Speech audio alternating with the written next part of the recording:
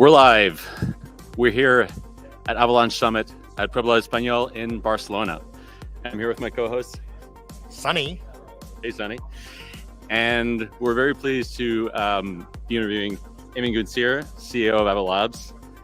So today we're going to be diving deep into Avalanche and also the prospect of GPT smart contracts. Beyond that, we'll be talking about interoperability, the product of Cosmos and Avalanche, interoperating, and so much more. Before we get started, make sure to hit the like button, hit the notification bell, and subscribe to get notified when we go live every week. And please remember that none of what we discuss here on the Interop is investment advice. Our guest, Emin, is coming up next, right here on the Interop.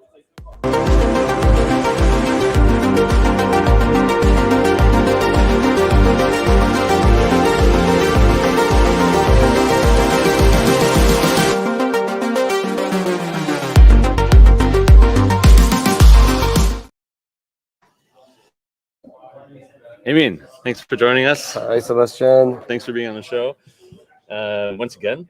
So this is going out on the Interop, but also on Epicenter. And so our Epicenter guests will remember you from your numerous appearances. Last time was about a year and a half ago when you came on to talk about Avalanche. And before that, you were on the show to talk about a bunch of stuff. I mean, a lot of your research previously from when you were at Cornell, Bitcoin NG, selfish mining. You had also written a paper with Vlad about the DAO, and which turned out to be mostly correct. Right? And so, spot on. Yeah. So, maybe for those who don't know you, maybe give a background on your trajectory and how you got to become the CEO of a major blockchain. Sure. So let's see. I was a professor at Cornell for many years. I started out there in 2001 at the time when peer-to-peer systems were just taking off. And I was always fascinated by self-organizing systems. I was always into building really complex systems that could give you a strong guarantee and stand behind it. That was sort of my driving motivation across all of my research. And I started out by working on a peer-to-peer currency called Karma for file sharing networks. It had proof of work printing in it in 2002, so that's before the Bitcoin white paper. It did not have consensus via proof of work, so Satoshi had a huge step up from the work I did, but I was thinking along those lines a long time ago. And in any case, so I've been working on everything blockchain for a long time now. Worked on characterizing the security of Bitcoin. We found the biggest known flaw in Bitcoin, known as selfish mining. We worked on doing a bunch of other things, on characterizing decentralization in blockchains, on securing coins at rest, on building Bitcoin NG, this protocol that is the next generation, that's faster, better. And then most recently, I've been working on lightweight consensus protocols, and that work led to the Avalanche system. And I spun that out and left Cornell about a year ago to focus on it full time. What has been the biggest change from going from being like an academic to running a multi-billion-dollar project? That's a good question. So I think about that all the time. So we're at the forefront of research and development. I was worried before I left academia that I would not be able to do research, that it would be hard to attract top-notch talent, that we would essentially just kind of fall into a rut where you try to monetize something. And that has not been the case. I was so pleasantly surprised that we are still actively engaged in cutting-edge research in systems, and so that's been good, and that was surprising to me. The other changes in my lifestyle are that it's insane how my life has changed from doing whatever I used to do to doing whatever I used to do, plus so much more now because I have to do these other things as well that relate to running a large company. So that's been the biggest change for me. But overall, it's been a fantastic change. So in academia, you always have to wait for someone else to take your ideas and take them to completion. In the process, good bits are dropped, and or maybe they take a good idea, but they execute poorly on it. And when you are in command of your own destiny, it's a very satisfying feeling. So it's been a great change for me. What is the part that you miss the most? I miss teaching. I miss teaching so badly. I have dreams where I teach, and it's I used to enjoy it immensely, and it's actually very addictive. Yeah. And and I used to love that process, and it's also very satisfying because you can see like literally in people's eyes when you introduce a concept like multi-threading. They don't really know how it works until someone explains it to them, and those aha moments are so satisfying. So I miss that a lot. I do not miss the class sizes. So towards the end of my career, I started out teaching classes that were like 40 students. And towards the end of my career, I was teaching 480. Wow. The computer science area has exploded. And 480 is a lot. I had like 30 TAs. Just the TA group alone was similar to my initial class sizes. That's So, crazy. I mean, anybody who's interested in, going back and, learning more about Emin's previous research should definitely go back and listen to those old episodes of Epicenter. They're old, but they're still super relevant. And I think, and they're fun. Yeah, and they're fun. Yeah, Yeah. fun to go back. Lots of drama back then. Yeah, over technical issues. Different drama. Drama. Yeah, for sure. So yeah, we're here at this like beautiful venue, and this is the second Avalanche Summit. It's honestly, it's like a very impressive conference, and so wondering what are the main takeaways for you after 3 days here? For me, let's see. I think this is an occasion where we come together, and post pandemic, we all work in our little universes. So I kind of get cooped up, and it's easy to lose track of where we are. It's to lose track of one's community, or you always have some sense of who they are, but it's a nebulous thing you constructed in your head, and this is the opportunity to see them.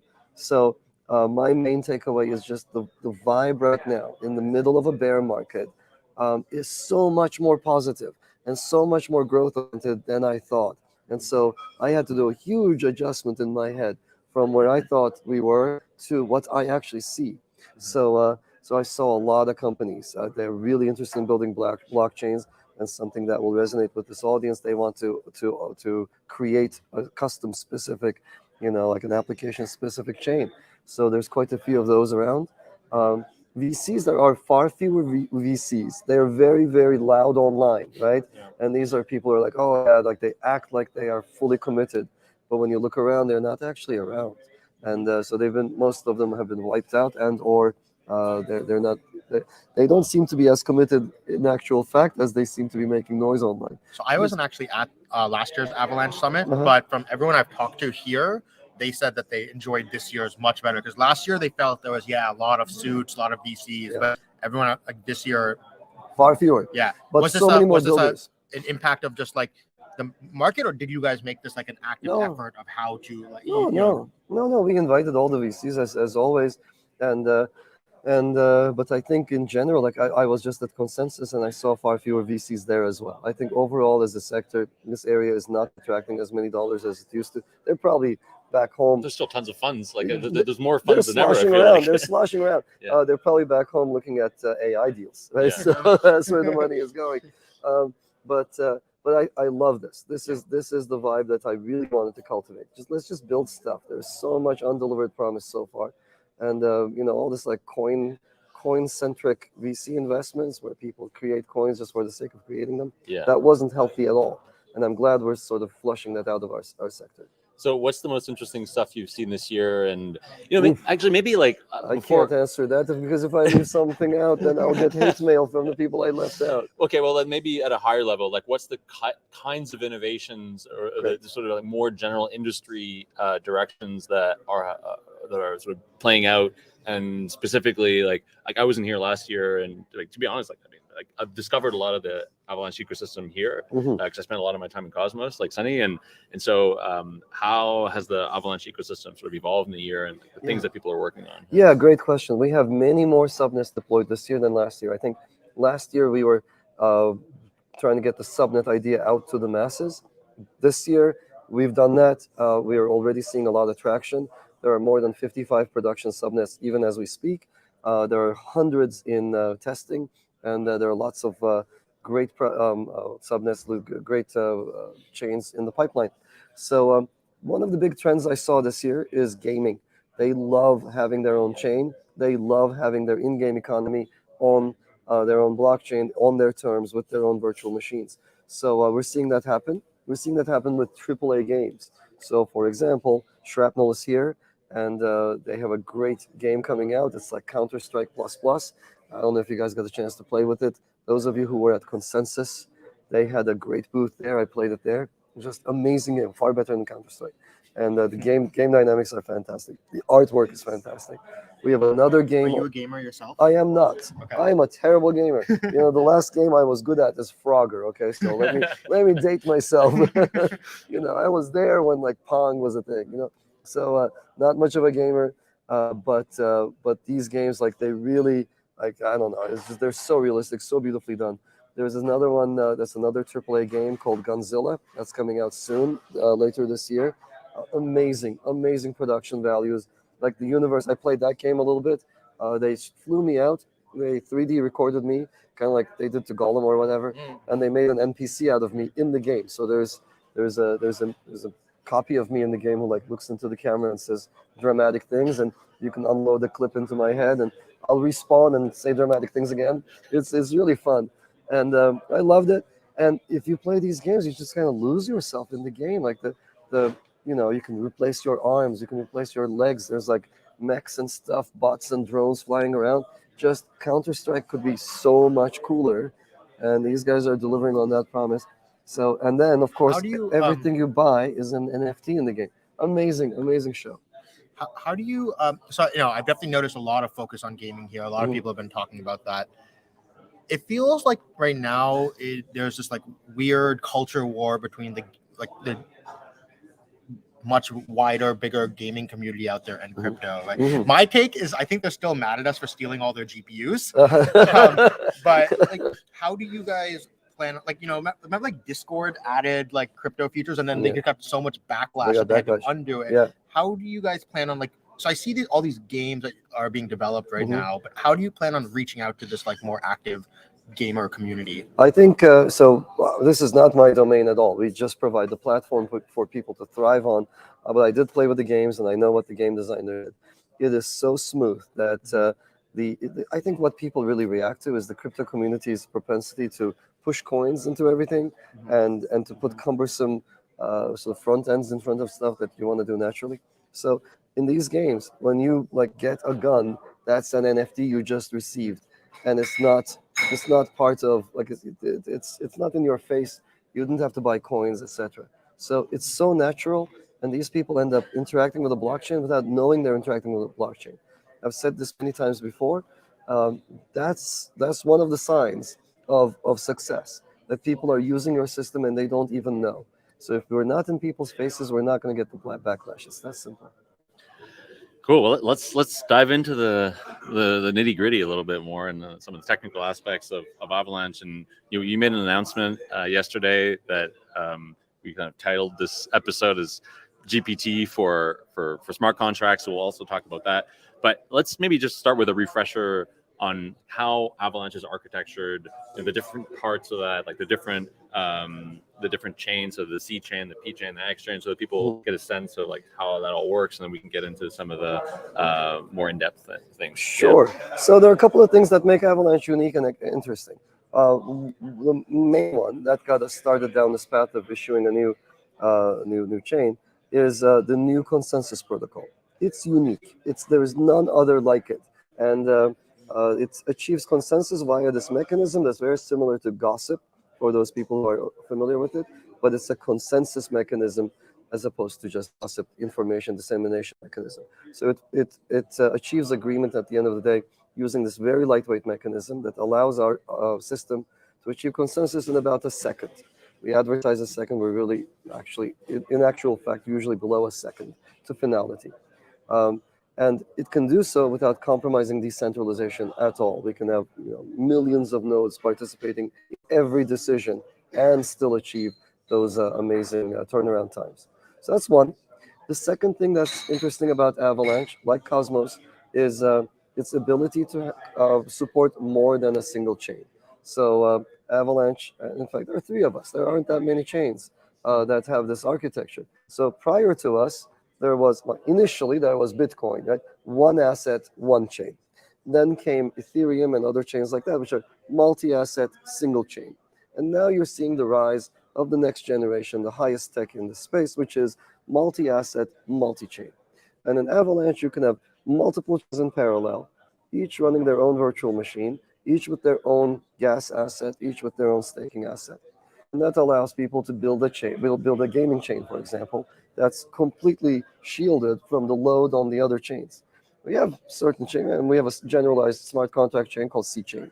It's an EVM, and so you interact with it the same way you do Solidity programming on it.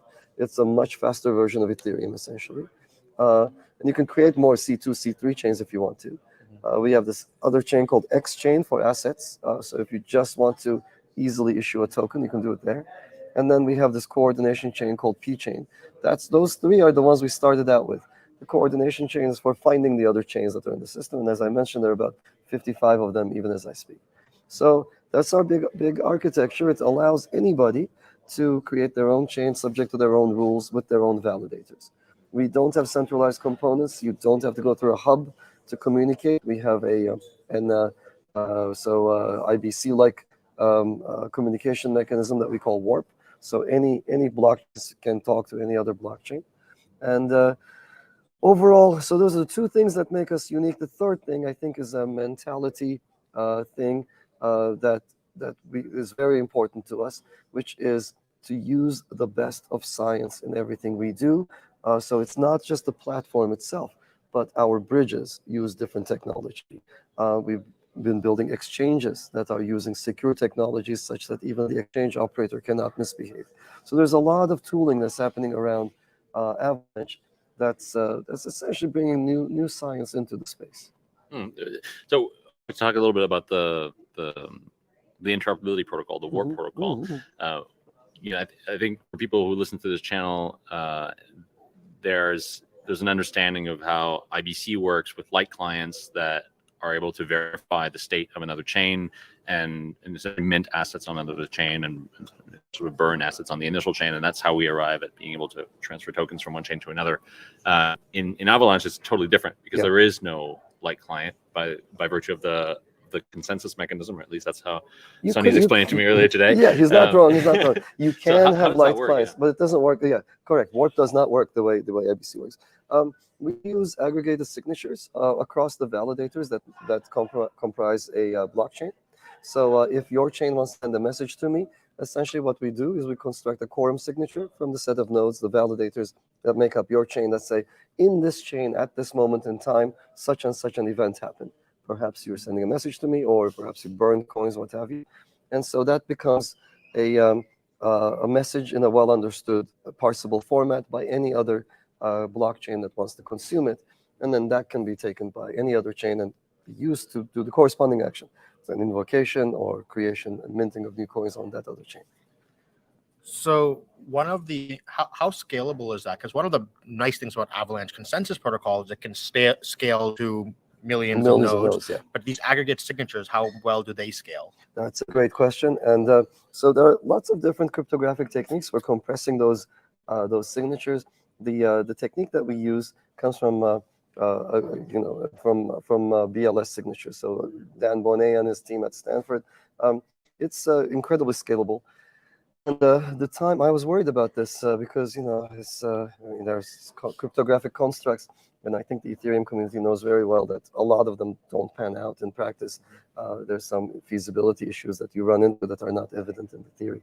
So BLS signatures, the way they're implemented, is incredibly fast. So a warp message can be constructed in hundreds of milliseconds across thousands of validators. So if your blockchain is, again, say 10,000 validators or less, you're looking at less than a second for messaging. You're typically looking at about 300 milliseconds for message construction. It still needs to be parsed on the other side, but that's super fast. And it can become an input to a smart contract on the other side. Yeah, I guess that's the nice thing about BLS is you can kind of aggregate as you gossip, right? You don't have, unlike other aggregate signatures, where you need n-square communication. Right, exactly.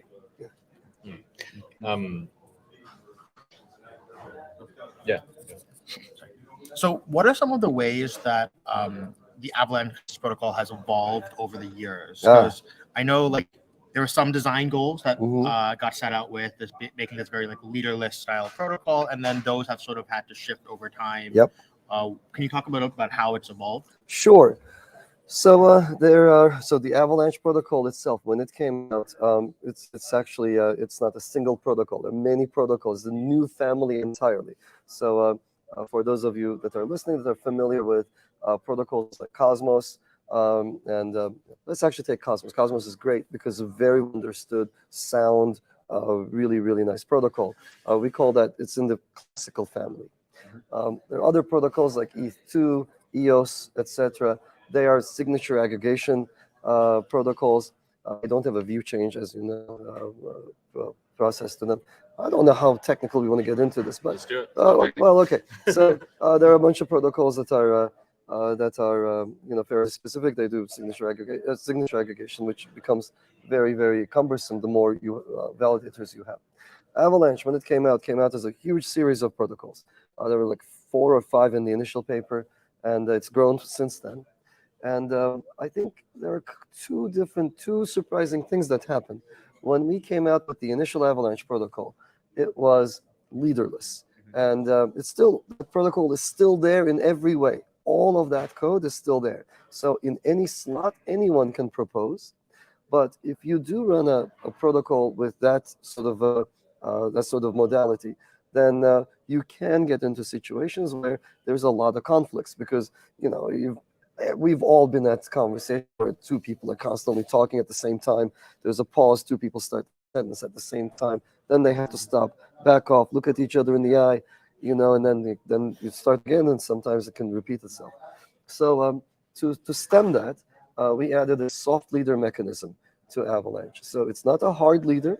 It's different from classical protocols. There's no view change. There's no leader election. It's just, guys, like in this slot, we're going to we will all pause a little bit more, but Sunny doesn't have to pause as much because it's his turn then. So that's the kind of heuristic that we added to cut down on congestion in the network. It was incredibly effective. And but the sort of the fundamental nature of the protocol underneath did not change. But more recently, we made another. It's just maybe 10 days ago, we did the Cortina update, and so the one of the products. So when we went out, we had 2 different consensus protocols that we used and 2 different data structures that we built. The C chain was an EVM chain with an Ethereum virtual machine running on it that created a totally ordered linear chain. The X chain was an actual DAG protocol. So we created a graph, a directed acyclic graph. And as an academic, it's incredibly appealing. Sounds like, oh yeah, a DAG is so much better than a chain because you can grow it. You can work on this side of the graph while you and I work on this other side of the graph, and it can proceed in parallel. So theoretically, it has far more capacity. So then we went out with it. One problem, of course, is it's more complex. That's not a big deal, right? We have some of the best developers, and we can handle complexity. But the second thing that I discovered, to my surprise, is that all of the exchanges in the world are written for linear chains. So even if you have this DAG, they don't know what to do with it. And they keep wanting to ask a question like, did this happen before this or vice versa? And in a DAG, you have concurrent operations. That was the appeal of the DAG. So I spent countless hours talking to Chinese exchanges and saying, look, the question you're asking is malformed like that. Don't be asking that question so we can go faster. But then they say, no, our systems are designed this way. We have to ask this question. So that ended up forcing us into rethinking the DAG issue. And with the Cortina update, we're like, okay, look, you know what we're going to do? We're going to take a hit on performance on the X chain. Not a big deal. We still have ample performance. So we'll get rid of the DAG and we'll build a linear chain just to make exchange integration simpler. Also, not just that, but also to make warp integration simpler. So now warp works across all of the subnets, and we got rid of the DAG, which I think was, deep down, I miss it as an academic, but as a practical person that wants stuff to work, it was one of the best moves we did. Yeah. When Avalanche becomes, biggest chain, that will teach them about DAGs. Exactly. At some point, the world was not quite ready for this. So this mechanism you talk about with the sort of, it's like, let's all kind of soft agree that someone is gonna come first, and we'll all respect that. And how does that respect break down when you have these MEV competitions start to form? It works just fine. So if an MEVer jumps in, that's fine. We're going to prioritize the person who's in the allotted slot. So that does not give any advantage to MEVers. The way to win the MEV game on Avalanche is actually very straightforward. You just need a crap ton of validators.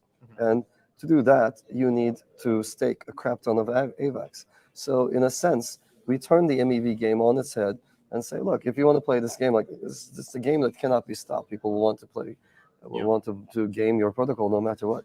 It's like there's a well understood way. You need as many slots as you can to your name, and the way to acquire that is to stake a lot of AVAX. And so that's exactly how that works. Let's talk about this AI stuff. Yeah. This crazy chat GPT, smart contract writing, which is not actually, like when I was listening to the talk or someone described it to me earlier, it was like, oh, we're going to use GPT to write smart contracts. That's not at all the idea.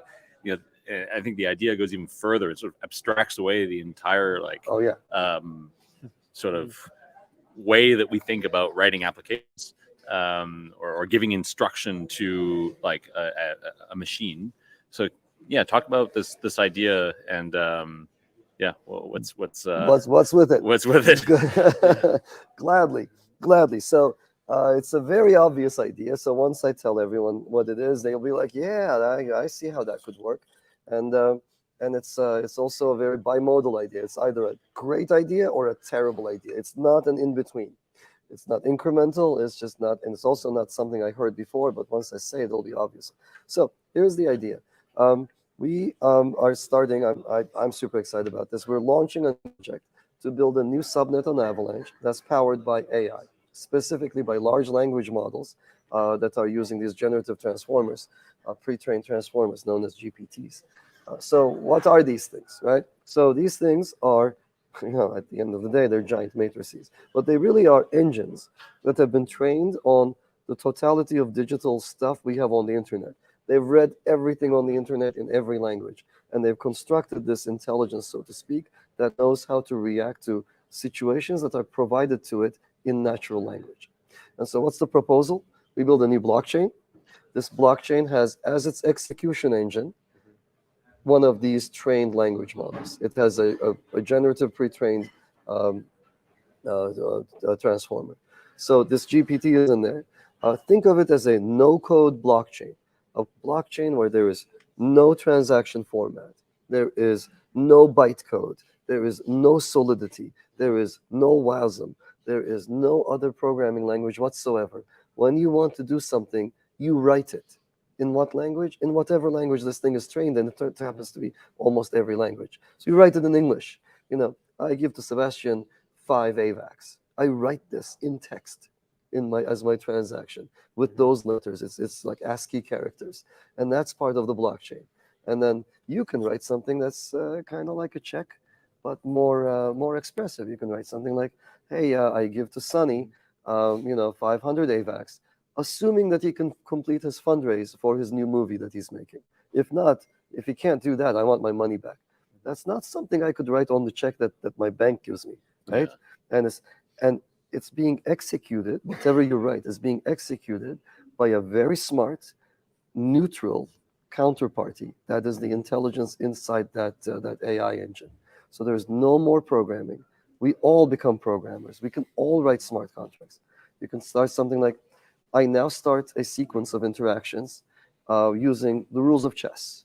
And Magnus plays the white pieces, and we play the black pieces. I don't have to define the rules of chess. Yeah. Right? If I were writing a program, it would be this long, and then it would be complicated, and I have to do all that, like checkmate checking and so on. It's expensive. Here, this is just like, I rely on the inherent intelligence that this thing built. I can say this contract will divide the, we wrote a song together, let's say, we'll divide the royalties between the three of us fairly. And we now appeal to the notion of fairness built into the AI. So it's an amazing new future. Is it crazy? Could be. Could it be a bad idea? Yeah, it could be, but it's an experiment worth doing. So in the talk, you described this notion of interpretation. So we have like an intent, And Yes. so we vocalize that intent as like language, or like you just said, right? Like I want to send these tokens to this person under this condition, or like that's the way that we describe things as humans, and then we translate that into code, right? Like Rust or Go or Solidity or whatever, and then that gets translated into bytecode. And the issue is that between these different intents, well, there can be sort of things that are lost in translation. Absolutely. And worse yet, like right, so like reentrancy attacks and things like that, where you say, okay, like I want to do that, but I haven't thought that there's like reentrancy, or there's like this particular bug in this interpreter. Is the idea then for this, does this idea imply that in the background there's actually code being written, or are we sort of thinking about a different type of VM here that like? Yes, we are. Okay, We're so it's like about language model to bytecode, or is it language? No, like how? Absolutely no code anywhere. Okay. There's going to be no bytecode. There's no code construction. The AI is not creating code for you. The AI is interpreting the actual text you write. So, yeah, but at some point, like there has to be a transaction, right? And so that transaction gets run by a validator, and that validator is executing GPT. some machine code. No, it's executing GPT. It's running the matrices that actually power the AI. So you're having a conversation the way you have it with ChatGPT. Yeah. And the validator is executing whatever the language model is coming up with in response to the prompts that are coming in as transactions. So there's no code construction, absolutely no Rust, no bytecode, no like bit twiddling. But the state change, like how does the state change happen? Oh, so like that, I guess my question is like, at what point does the GPT model interact with a state change? The GPT model, every validator has a GPT model in it, and it has an account, some kind of an account abstraction where it associates token balances with addresses. So if in response, if you tell it to modify one of those things, and it's pre-prompts, that are in the Genesis vertex, so to speak, instructed to, then it affects that change. So if I say, hey, I would like to give 5 AVAX, and I am authorized to do this, then it's going to make that change in a central account abstraction. So we have one AI and one accounting ledger, so to speak, that's kept in every validator.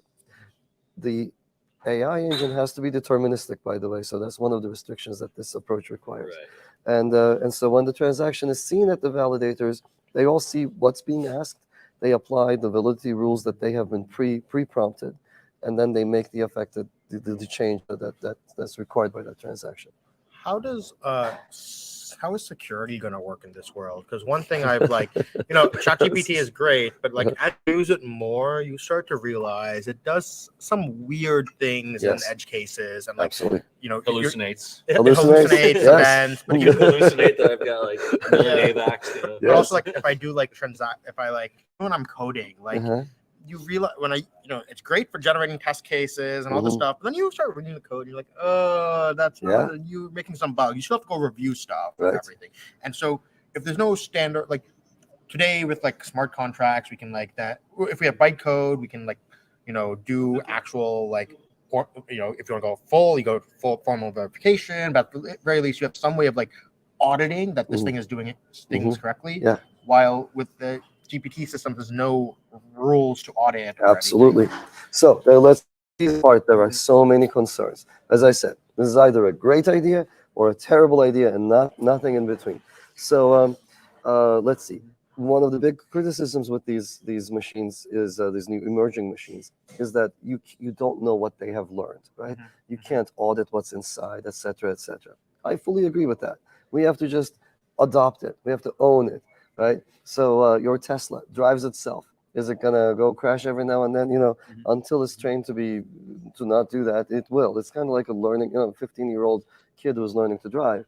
So it's same with this. So we will have to make sure that whatever AI we use is actually intelligent. It does actually have a good grasp of what it's supposed to do. So I'm hopeful on this front, though, that we interact with each other. I don't really know what's inside your brain, and but somehow we managed to all get along, all like, whatever, 8 billion of us. So, and I'm very hopeful that the evolution will actually speed up, and we'll build these engines that are really, really smart very soon. It'll happen far faster than people think it will. So That's one thing. Um, the other thing, prompt engineering, hallucinations, etc. That's a huge concern. This is why I want to run this as an open project. This is why I need everyone's help, because we need to experiment with this. So undoubtedly, if I were to specify a lending service in English right now, I can do it, right? There's a lending service, it has a bunch of pools. The pools do this and that, and on the back end, the machine will keep track of accounts and do the lending thing. But undoubtedly, my specification will leave something open, and a smart person like you will come along, and you'll be able to say, whatever, redefine what Gun just said to change all the commas into whatever. And so you can do all sorts of funky things to trip it up. And what I think will happen over time is we will come up with libraries of preambles so as to restrict what comes afterwards. And that, I think, will give us a modicum of safety. But it is a multi-year project. I don't think this is going to be a fun project. I think it's fun. Yeah. And so the lawyers are the only ones who are going to keep their jobs. That's it. Or we all become lawyers, right? So I agree with that. I mean, lawyers who know how to write fine print, the fine print is there for a reason, and so it'll turn into what we call this thing COA, coin-operated agents. Yeah. So it's going to turn into preambles for COAs. I mean, this kind of extends this idea can work on a blockchain, and certainly it would be cool to see that come into existence. But it could also extend to any computing environment. Mm-hmm. We could have like a JavaScript VM in our browsers that executes code in a similar way. And so, are there other attempts to do this sort of thing outside of crypto? Is it something that was inspired by other? It's like a very novel idea that I think just expands outwards out of blockchain. Yeah. Oh, I'm glad you think it's novel. No, it's I was just kind of sitting at home thinking about AI stuff and thought, hey, we have to put this into a validator. I haven't seen. Everybody and their brother is trying to work on the next GPT engine, and these things are going to find their way into all sorts of tooling. Undoubtedly that's happening. But I haven't seen anybody talk about putting it in a validator into a blockchain. Interesting. Yeah. Yeah, there was this interesting article. I was just talking about it before the episode, but a memo that came out from a leaked memo from a Google employee talking about they're competing with OpenAI, but he's actually the biggest competitor right now is the open source LLMs. So Facebook released their open source LLM, and the model is much smaller than what GPT OpenAI and Google have, but it's actually from a UX perspective is out just the open source iteration on it is out competing and in surveys that they're oh yeah, these are over 50% of the time people don't care between these open source ones versus ChatGPT. So and I think building this open platform, a neutral platform in a public way is very important. One of the I'm really excited. I'm happy that you're really thinking about this, because one of the things I've been a little bit admittedly thinking about for a couple of weeks now is what is crypto a great stagnation technology? And I hope not. Yeah, I don't think we're stagnating at all. Well, I think we're innovating quite a bit. So my question is I feel we were in a period of great stagnation. Yes, that's right? true. And that's why I'm here, by the way. I was sick and tired of listening to crypto Twitter mull over the same damn topics over and over. How do you switch to proof of stake? Why does it take you 6 years to do this? I don't know. How do you handle identity management on a blockchain? I don't want to hear anybody else talk about this. That's why we have this other push on institutional blockchains, where I just want to show people by example, this is how you do this. It's not rocket science. It's super pragmatic. At Avalanche, we're very pragmatic. And this is how you do it. Let's put an end to this discussion once and for all. We don't need 15 working groups and 50,000 white papers and so on around this. It's very doable. Very pragmatic solutions exist. Yeah, I mean, what I'm talking, from a little bit of meta layer, where it's I felt crypto is very much about taking the state of the world and redistributing power. Yes. But it just feels that wait, if we're entering this inflection point on technology, power dynamic, trying to redistribute power doesn't make sense versus the real power distribute. You know the story of the dreadnought? No. I know dreadnoughts. Yeah. So What I happened? believe dreadnoughts caused World War One. So What's what? the story of the dreadnoughts? So in the 19th century, Yeah. Britain controlled the seas, like 10 times as many ships as the rest of Europe combined. And if you control the seas, you control the world. Then one admiral, his name is Jackie Fisher, he commissioned the creation of the dreadnought. It was the best ship in the world. It was faster, more guns, further guns, better defenses, everything. And what it did was it made every other gun in the ship in the world obsolete. And the Germans saw that, like, oh, we want one too. And then the British made one, and then the Germans made one. And then they kind of did this like arms race. But you went from a world where Britain had 10 times as many ships as the rest of the world to a world where Britain and Germany had the same number of dreadnoughts. And so it's like technology in creative destruction is actually like when you're past is how real power redistribution happens. Yes, it does. And so I think like crypto that's what I meant by stagnation based technology. It's not innovating new innovation, if that makes sense. I disagree with that. Maybe that's controversial. I disagree with that. Okay. There's so much energy like just behind this, right? Okay. And I think we were addressing all of those things that I think you're right that for a long time we were kind of whirling around the same drain pipe without much progress. But we are solving the custodian solutions. Like the institutions weren't able to get into the space; they didn't understand custody. That's done. There were a whole bunch of problems with people's understanding of crypto assets. Done. I agree that wallets are terrible. We're trying to address that with this thing called the core wallet, trying to make it much more intuitive. And we talked about the other problems, like switching to proof of stake, which should not have been sort of a 2-second thing. We talked about distributed identity. There's going to be other things, and no, I don't think we're stagnating. New assets are coming on chain. It's a great time to be in crypto. Sort of what I mean is more like crypto so far has been mostly about taking things that have existed in a centralized way and decentralizing them. Yes. Right? So like the internet revolution came like 3 decades ago, and crypto has been like, and finance, came 100 years ago, and it's well, maybe even more. Yeah. But we've been like let's take the web as an example, right? Crypto has been feeling like it's been playing catch up, where it's like, okay, all this internet infrastructure has existed for 3 decades, and let's now figure out how to decentralize it. What's exciting to me about this AI stuff that you're like, is like, oh, we have an ability right now to like put our foot in the door at the beginning of this revolution. Yes, absolutely. And it's high time to do that. It's great for crypto because anybody can now become a smart contract programmer. Anyone can interact with a smart contract. We don't have to worry about, what comes after Solidity. No, I don't know. I think language should come after Solidity. So if we can make this work, it's going to be amazing. Imagine everybody being able to talk to Aave.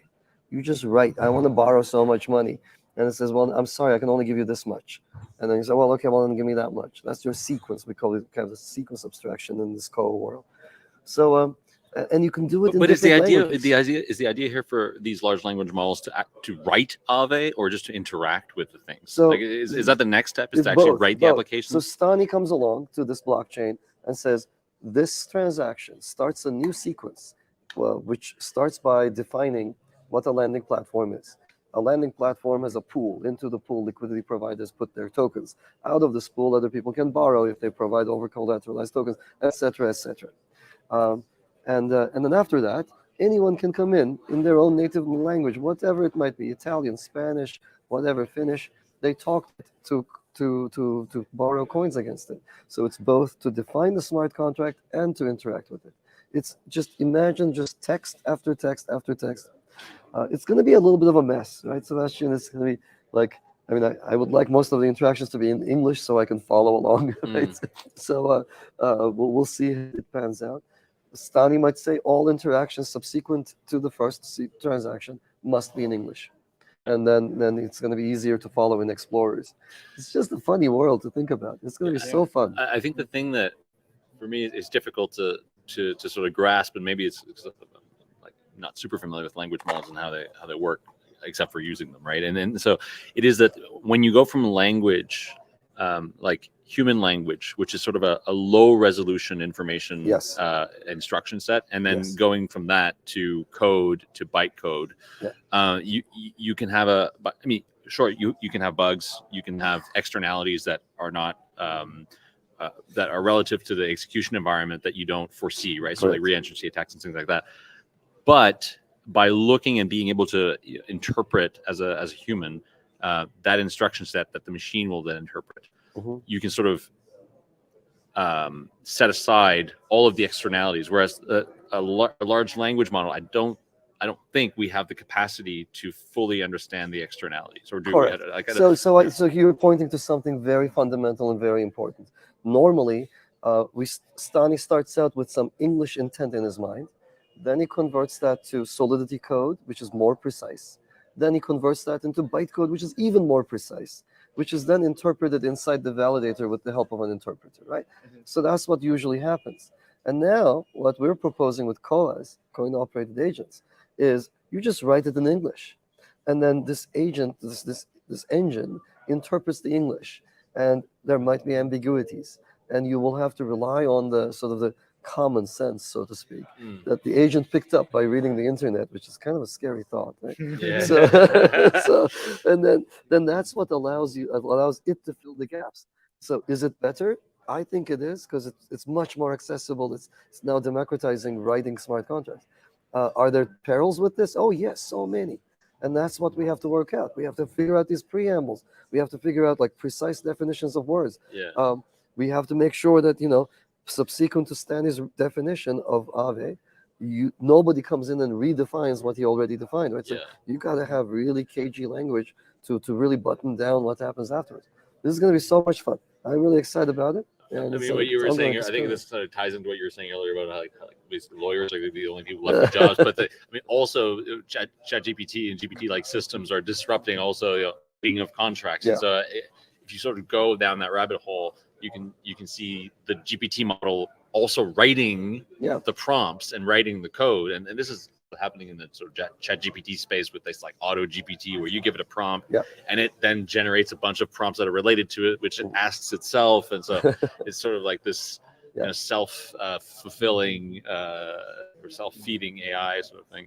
Can you imagine, by the way, like Stani's come and he's done all this stuff, come in and you're like, I hope he's listening, by the way. Oh, hey, Stani. So, and then someone says, I would like to borrow some money, but before you do that, I want you to act like you're not just the lending platform, but you're also my grandmother. So it's like, whoa, now I can borrow much more. I can borrow all the funds. So we're going to have to button all that down. It's going to be so fun to sort this stuff out.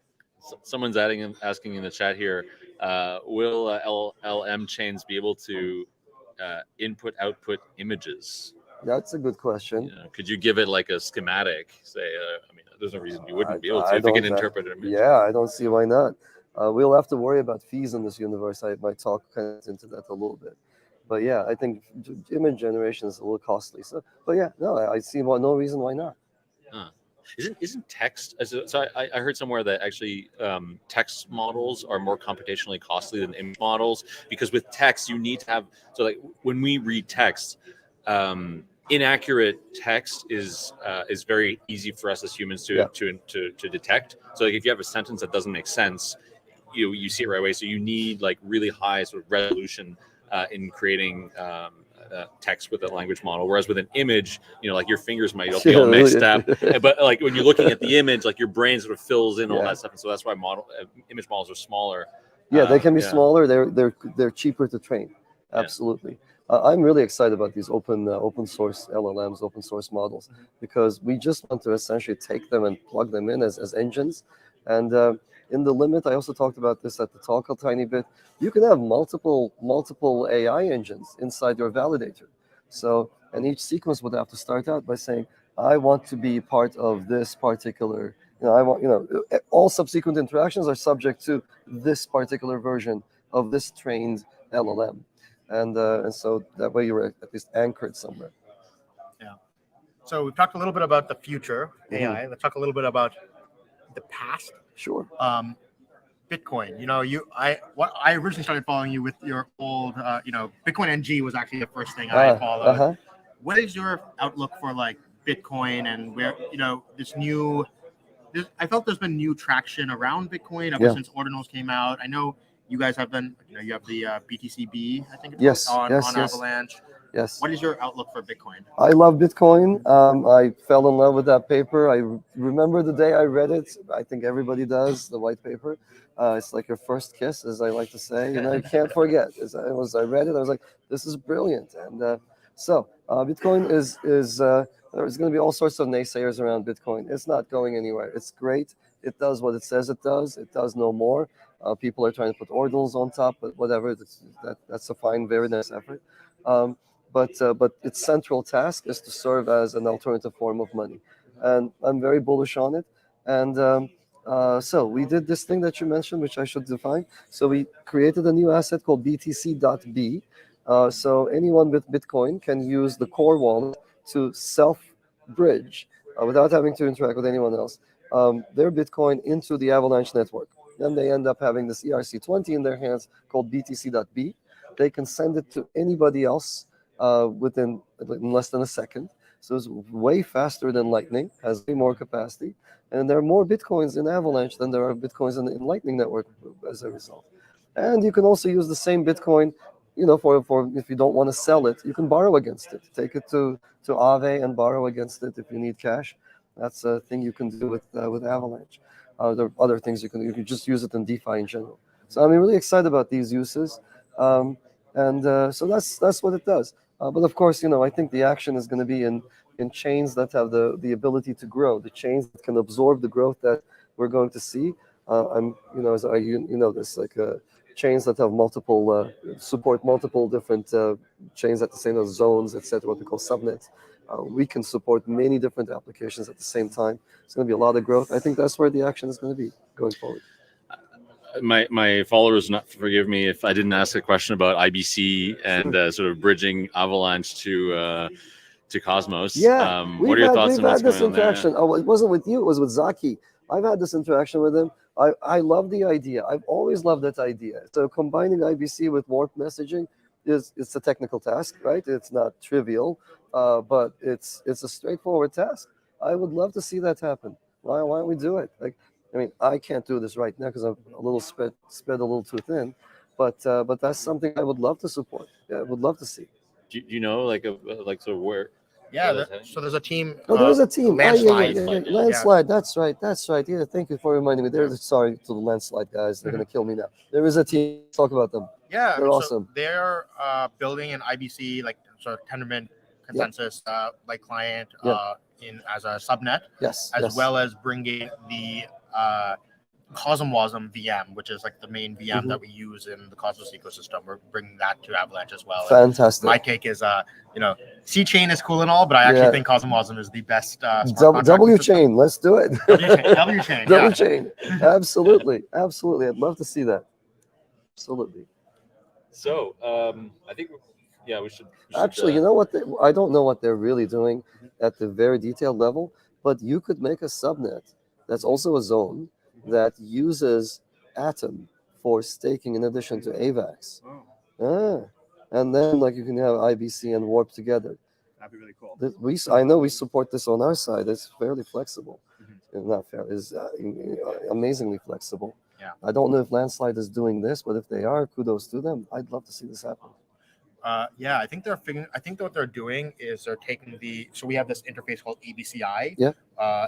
And which is a state machine talking to the consensus engine, and I think they're making the subnet infra be ABCI compatible, so we can just take any Cosmos SDK state machine and run it as a subnet. Awesome. So you're running a Cosmos SDK state machine on essentially Avalanche consensus. Okay. And so then the Landslide network itself is sort of like a generalized Cosmwasm execution chain, similar to your Juno or Neutron style thing, but with IBC compatibility.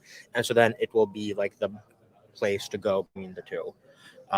Also worth noting, by the way, I'll show Osmosis for a second, that we do use Axelar right now and there is AVAX listed on Osmosis. So that's AVAX coming from the C chain, but I'm excited for the IBC stuff, but there is already a bridge happening between them. Right, Axelar is there. We supported Axelar. We're one of the seed investors in Axelar. I love that team. And they're using some SGX technology, which I happen to love as well. It's a very cool idea. Yeah. And so this is all in the context of also the Cosmos SDK being a little bit more modular itself and sort of decoupling ABCI from the Cosmos SDK. This is the work that Binary Labs is doing.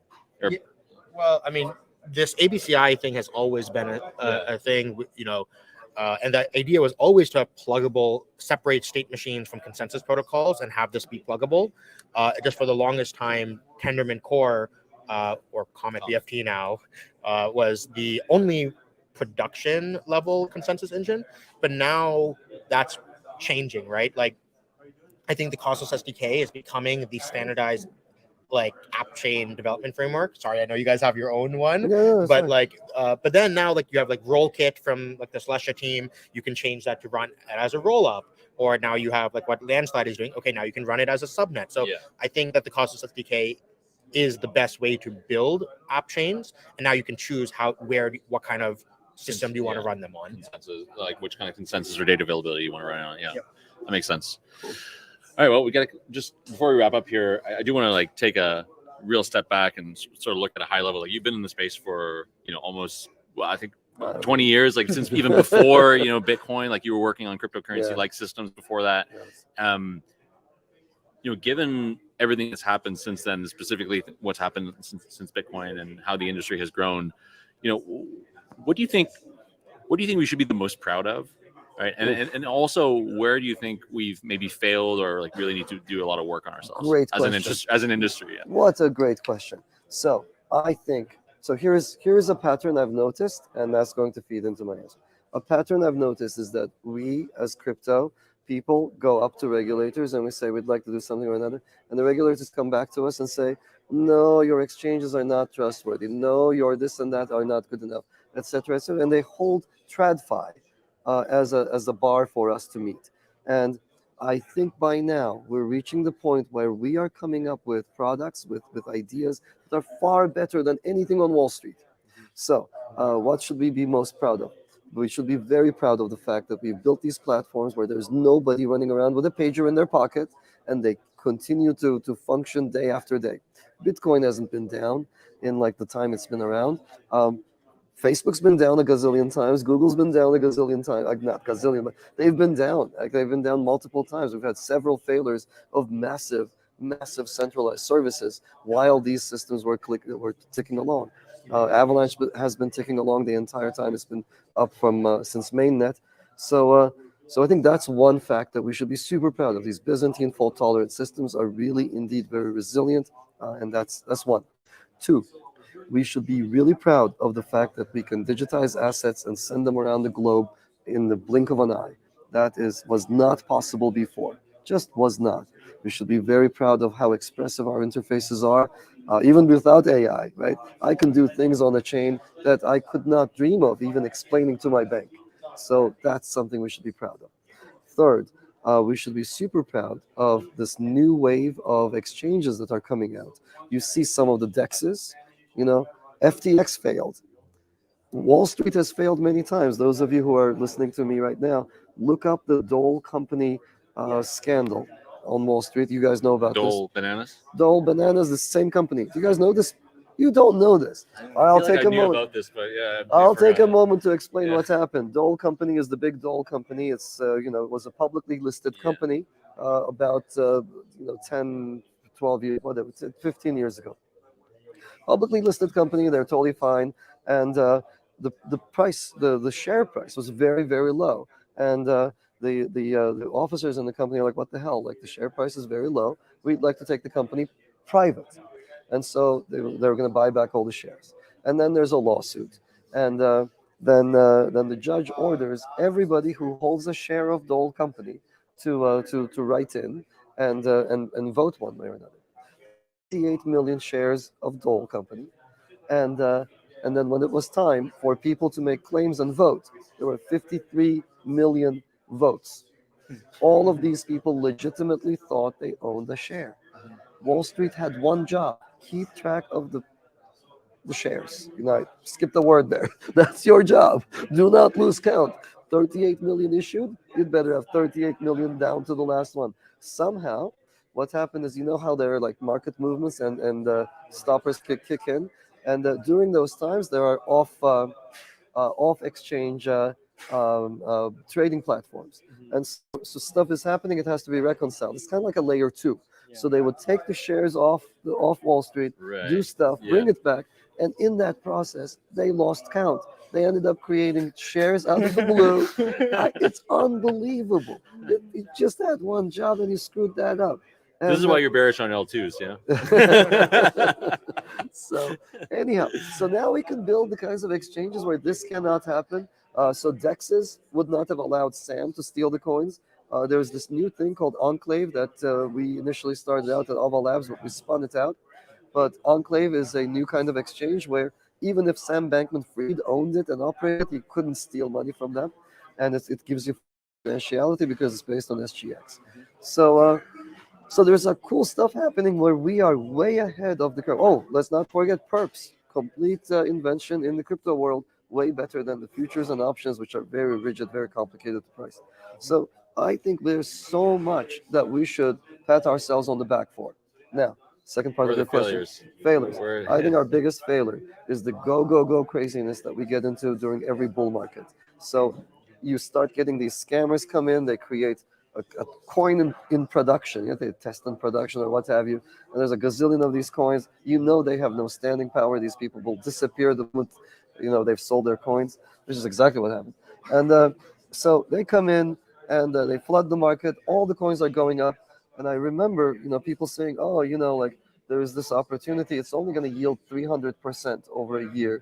That's not enough for me. I can get 300% on these hyped up coins. So I just, if we're in Barcelona at the Sagrada Familia, if I could burn a candle, I think I would burn a candle and say, I hope that people don't do this. This is what really just grates away, that just erodes away everything we're building.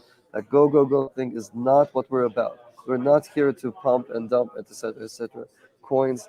That's just a terrible game to play, and I wish those people would go away. Yeah, and I mean, it kind of touches your first point about regulators, right? I mean, like this is it is the other side of that coin that where like regulators see this and then they want to control crypto, but they don't actually sort of comprehend the new types of systems that crypto are building are resilient to like all of the all the issues that the traditional financial system has and will continue to have. And I think that's one of the biggest challenges. Like I've done some policy work, and we realized in talking to regulators, we thought we were talking to them on like this level, but actually we actually were talking to them on this to elevate them and get them to understand that like this regulation can't apply to like these new systems, or they're sort of like invalidate the new system. So it's a huge education challenge, and I think like in crypto, like I feel like there are different narratives that sort of circulate in crypto that circulate in non-crypto circles, and it's our job, I think, to make sure that we're all talking on the same level, that we're all talking and describing things in the same way, because otherwise you just get like echo chambers that don't really understand each other. Yeah, I think we can button this up. Great. Thanks so much. Thank you. Always a pleasure to chat with you. Always, of course, a pleasure to hang out with you. So this has been great. Thank you, guys. Thanks. Great.